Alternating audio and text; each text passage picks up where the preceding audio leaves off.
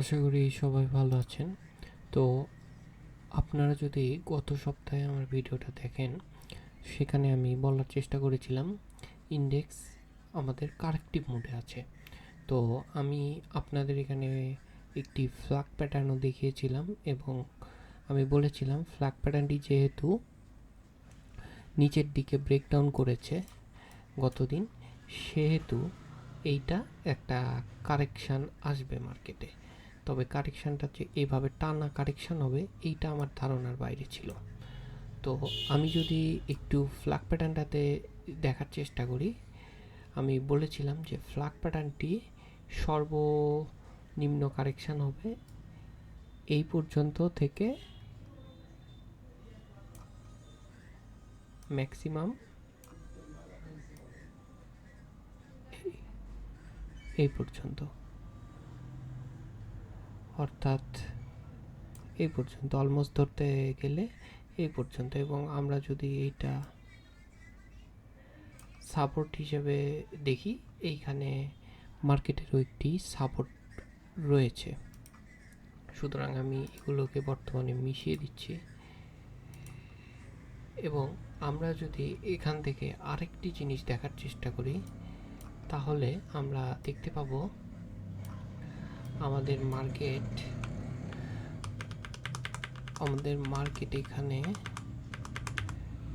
একটা long time ফ্রেমে আমি এটি বর্তমানে মুছে দিচ্ছি, কারণ এটির কারেকশান যে লেভেল, সে কারেকশান লেভেল অলমোস্ট টাচ করে ফেলেছে। সুতরাং আমরা বলতে পারি এই কারেকশানটি কমপ্লিট।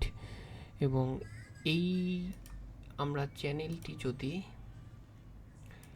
এখান থেকে একটু দেখার চেষ্টা করি, এখানে টাচ করেছি, দেন এইটাকে আমি অলমোস্ট ইগনোর করতে পারি, বা এখান থেকে আমি চ্যানেলটি এখান থেকে কাউন্ট করতে পারি। সেই ক্ষেত্রে এটি ঠিক আছে বলে আমি ধরে নিতে পারি। এবং এখান থেকে যদি আমি সব উঠিয়ে দিচ্ছি, এসব এখান থেকে আমরা দেখলে কাউন্ট করলে দেখতে পাবো এটি অলমোস্ট টাচ, নিচে টাচ, দেন উপরে টাচ, দেন নিচে টাচ করেছে। সুতরাং এই প্যারালাল চ্যানেলটি অনুযায়ী মার্কেটটি বলা চলে এই জায়গাটির সাপোর্টে আছে। সুতরাং এইখানে থাকতে আমি বলেছিলাম যে মার্কেট সম্পর্কে যে এই জিনিসটা সেই বেসিসে বললেও আমরা মিডিল লাইনটাও যদি একটু টিপ করে দেই, তাহলে আমরা দেখতে পাবো এই মিডিল লাইনটা ক্রস করেছিল এই দিন। সেই ভিত্তিতেও আমি যদি বলে থাকি মার্কেট এখান থেকে পড়বে, সেটিও একটি ভিত্তি ছিল সেদিনের বলার, যে মার্কেট এখান থেকে কারেক্টিভ মুডে যাবে। তো অলমোস্ট কারেকশান শেষ করেছে বলে আমার ধারণা। এখান থেকে আমাদের যে প্যারালাল চ্যানেল অনুযায়ী এখান থেকে যতবার মার্কেট এই চ্যানেলের বটমে এসেছে, সেখান থেকে একটি মুভমেন্ট দিয়েছে। আর যাই হোক, মুভমেন্টটি মিডিল লাইন পর্যন্ত ছিল। এই জায়গায় আমরা লক্ষ্য করলে দেখব এখান থেকে মিডিল লাইন পর্যন্ত মুভমেন্ট ছিল। তারপর এখানে এসেছে একটি ফেক ব্রেকআউট, দেন মিডিল লাইন পর্যন্ত, দেন আবার এসেছে, দেন আপার লাইন পর্যন্ত মুভমেন্ট দিয়েছে, দেন আবার এখান থেকে আমরা অলমোস্ট আশা করি এই মিডিল লাইন পর্যন্ত মুভমেন্ট যাবে। তো এই ছিল আমাদের চার্ট সম্পর্কে আলোচনা। সুতরাং আমি আপাতত এগুলোকে এত হাবিজাবি গ্যাঞ্জামের মধ্যে উঠিয়ে দিচ্ছি।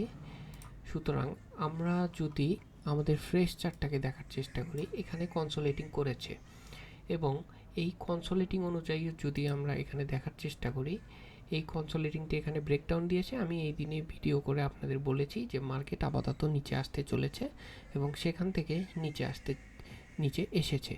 যেহেতু আমাদের এই লাইনটিও বর্তমানে ইনভ্যালিড, আমরা এটিকেও মুছে দিচ্ছি। এবং আমরা যদি ফ্রেশ চার্টটি দেখার চেষ্টা করি, সুতরাং আমরা বলেছিলাম ইলিয়ট ওয়েভ অনুযায়ী এইটি আমাদের মার্কেটের 0 পয়েন্ট, অর্থাৎ মার্কেট আর এই লেভেলটির নিচে নামবে না।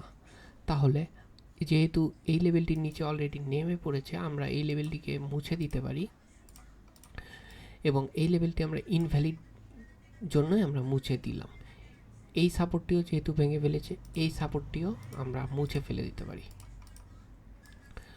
এখন আমরা ক্লিয়ারলি বলতে চাইলে মার্কেটের নেক্সট জায়গা হলো এইটুকু, অর্থাৎ মার্কেট মুভমেন্টে বা আমরা যদি বলি এই জায়গা থেকে আশা করা যায় আমাদের মার্কেট ইউটার্ন নেবে বলে আমাদের ধারণা।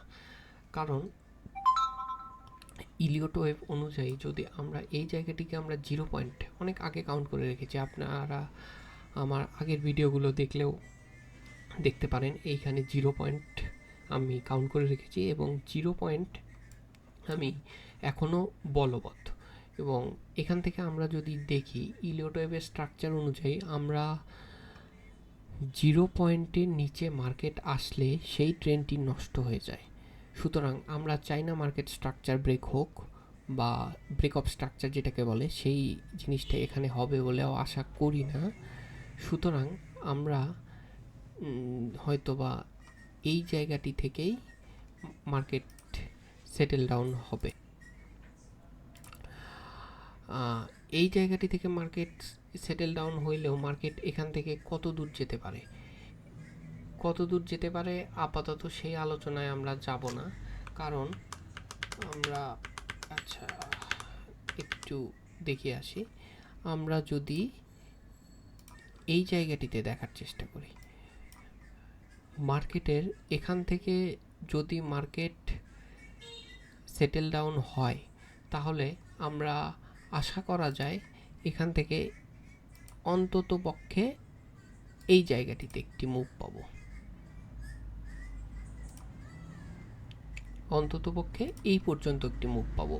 দেন ভলিউমের বিষয়টা আসবে, দেন অনেক কিছু ক্যালকুলেশনে আমাদের নিতে হবে। সুতরাং আমি যদি মোদ্দা কথায় বলতে চাই, আমি মার্কেট সম্পর্কে বর্তমানে পজিটিভ, এবং আমি গত সপ্তাহে বলেছিলাম যে মার্কেট নিডস টু বি